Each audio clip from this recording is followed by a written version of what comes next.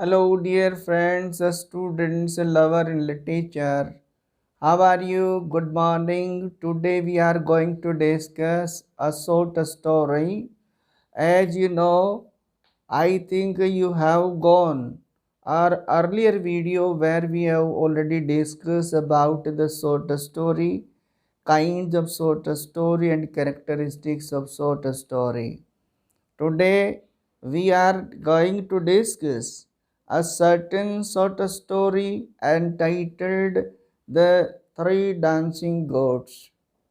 ये कहानी वर्तमान समय में यूनिवर्सिटी और कॉलेजेस और स्कूल के सिलेबस में कहीं भी हो सकती है, लेकिन ये आपके लिए एकेडमिक और कॉम्पिटिटिव पर्पस से बहुत ही अच्छी रहेगी और हमें उम्मीद है कि आपके लिए ये हेल्पफुल होगी। आज इसमें हम बात करेंगे, ये हम इस सेशन में पार्ट 1 इस स्टोरी का डिस्कस करेंगे और पार्ट 2 में हम इसकी टेक्सचुअल नीटिंग को डिस्कस करते हुए इसके मैसेज पर आएंगे।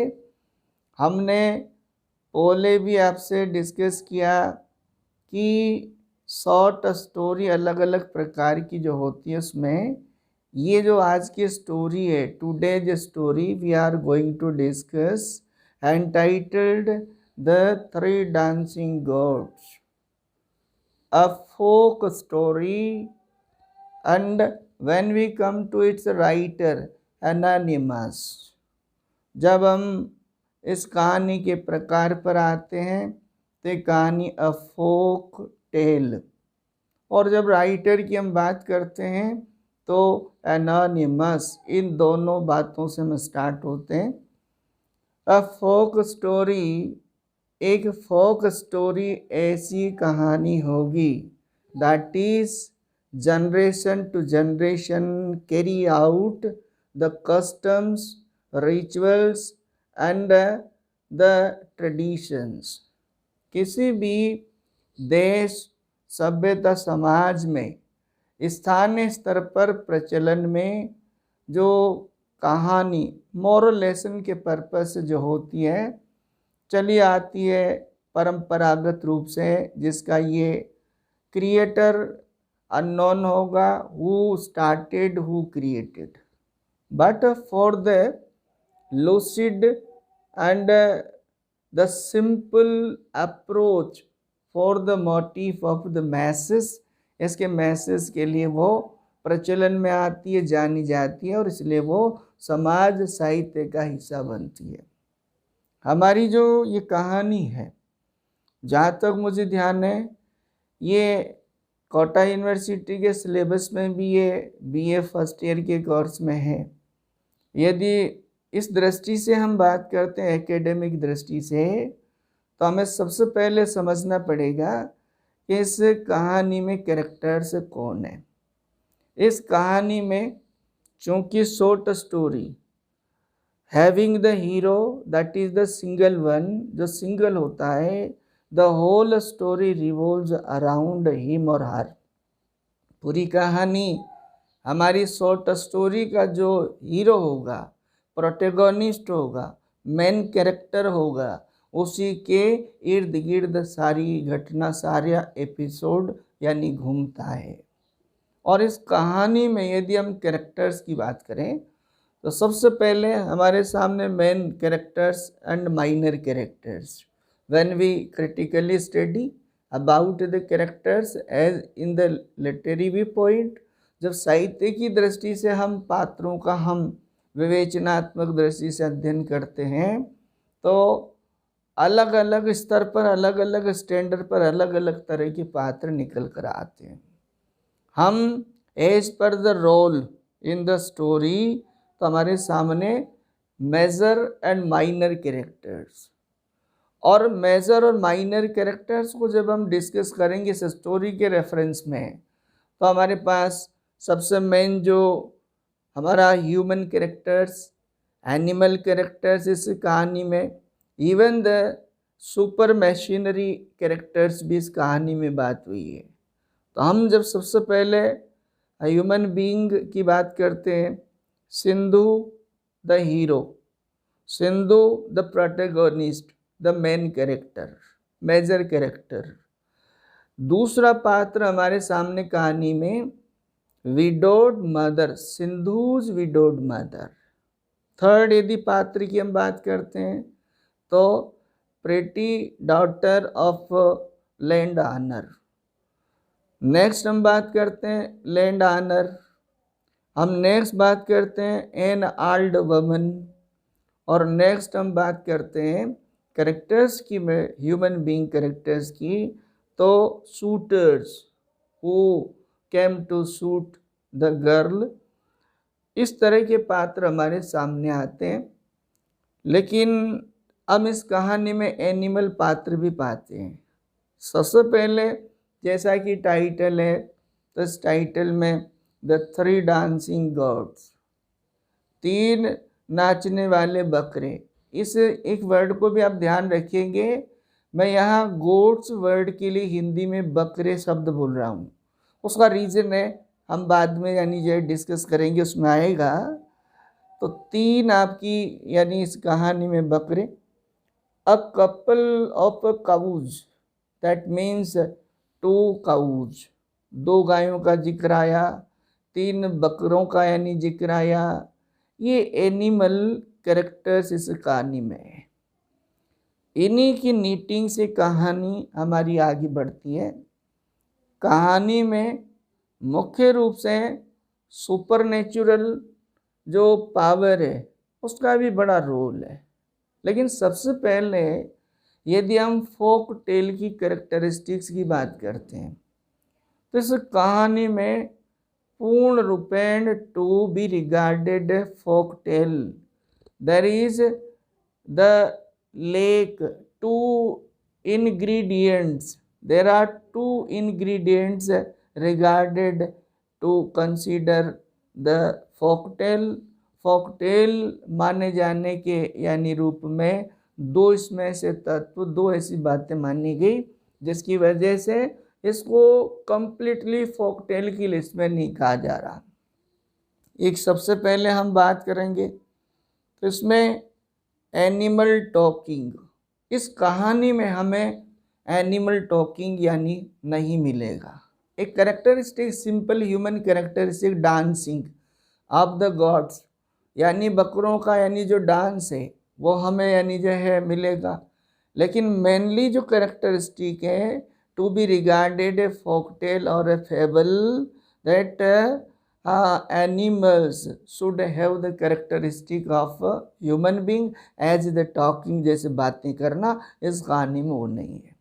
दूसरा, इस कहानी में विच क्राफ्ट, सुपरनेचुरल यानी जो पावर है उसका कोई ऐसा फैबुलस यानी जो है इसमें कोई बड़ा रोल नहीं है। और ये दो बातें एग्ज़ाम पर्पस से भी पूछा जाता है कि इस कहानी को फोक टेल कंसीडर करने में कौन सी दो कमियां दिखाई देती है, इसका हम विशेष ध्यान रखेंगे। इसकी जब हम बात करते हैं तो कहानी, जिस तरह की कहानी की कैरेक्टरिस्टिक्स है, क्या story should be very attractive, title should be very significant, should be presented in a simple and lucid language, should be the direct narration as well as should have the message full ending and the climax. This story is full of all these characteristics. इनमें हम characters की जब बात की उसमें कहानी में एक कैरेक्टर बहुत बड़ा जो हमें ध्यान रखने का है, जिसका बड़ा रोल है Baba Trinco. Baba Trinco is the narrator of this story. इस स्टोरी को यानी वर्णन करने वाला, इस स्टोरी को बताने वाला, जिसमें कैरेक्टर जो आपका बड़ा उभर कर आया वो है बाबा ट्रिंको।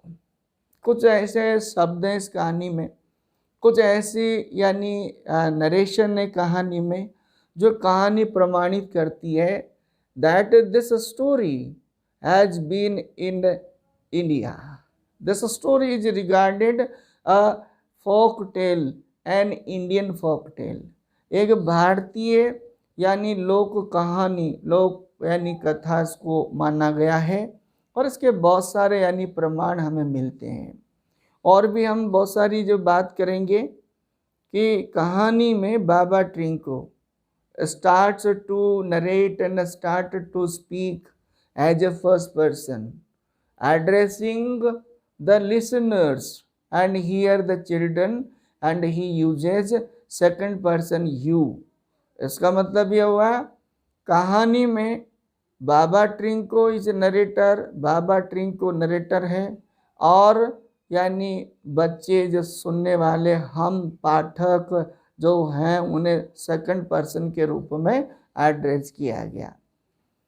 यदि हम कहानी के स्ट्रक्चर की बात करते हैं तो कहानी story is divided into 6 units. कहानी 6 यूनिट में यानी बटी हुई है और कहानी का जो क्लाइमैक्स है, जो मैसेज है, वो इसके 6th यानी यूनिट में है। ये कहानी हम सेकंड पार्ट में इसको टेक्सचुअल यानी बात करेंगे, लेकिन हम आपसे बच्चों से जो एकेडमिक यानी पर्पस से इसकी तैयारी करते हैं, सुनते हैं, उन्हें एक बात का भी और बहुत ध्यान रखना चाहिए। लैंग्वेज पर्पस से इस कहानी में बहुत सारी लैंग्वेज स्ट्रक्चर्स का प्रयोग किया गया। They are to be paid attentively, उनका भी हमें ध्यान रखना चाहिए। बहुत सारे new words as per the standard, नए नए ऐसे शब्द का प्रयोग किया गया जिन्हें हमें यानी जो है सीखना चाहिए, जो कि लैंग्वेज का मेन पर्पस होता है। Story and containing is not the main purpose of the education. शिक्षा का एकेडमिक पर्पस का जो मेन पर्पस एग्जाम पास करना जो है, that's not the first one, that's the secondary one. लेकिन इसके ड्रामाज, नावल्स, शॉर्ट स्टोरीज, इनके माध्यम से जो लिसनर्स, लर्नर्स, स्टूडेंट्स जो हैं उनको लैंग्वेज का main purpose communicational skills develop करना, लैंग्वेज ग्रामेटिकल स्टैंडर्ड डेवलप करना, लैंग्वेज वोकेबुलरी डेवलप करना, लैंग्वेज अप्रोच डेवलप करना, ये सब इसमें आपको मिलेगा यदि आप बहुत बारीकी से ध्यान देंगे। बहुत सारे ऐसे शब्द हैं जिन पर आप फोकस करना, अलग अलग यूनिट्स में नए आपको लगेंगे। जैसे इसमें एक शब्द का प्रयोग किया स्ट्रैंड्स, एक यानी ट्रेसेस, एक शब्द का यूज हुआ जीयर, एक है आपका मैन्योर, आपका इसमें बहुत सारे फैट, और आपका यानी लॉट, आपका सुपरनेचुरल, इस तरह के और भी बहुत सारे शब्द हैं। जैसे हम जब टेक्स्ट को डील करें तो ऐसे नए नए जो अच्छे आपके स्टैंडर्ड के जो शब्द हैं उनको भी ध्यान रखें। Such type words and such type phrases, ये आपको will be helpful for the descriptive purpose, for the purpose of the exams. मुझे विश्वास है कि आप इस इंट्रोडक्टिव स्टोरी की हमने बात की, what type story is and who is the writer. Writer में हमारे सामने आया anonymous, what does mean anonymous, and definition of folk tale हमने किया। कैरेक्टर्स इसमें हमने डिस्कस किए, माइनर एंड मेजर कैरेक्टर्स, उसमें भी हमने ह्यूमन बीइंग एंड एनिमल्स, और इसमें ये हमने कहा who is narrator, what about the story, what type the story in structural ground. और ये सारी हमने जब की तब आप देखेंगे कि हम इसकी टेक्सुअल नीटिंग को हम यूनिट वाइज कहानी के रूप में, समरी के रूप में जब बढ़ाएंगे तो आपको इस कहानी का 1 by 1, line by line, word to word यानी आपको सारी समझ आएगी। I think it's enough as a first part, first schedule, and then it will be completed by the second part. Okay, thank you.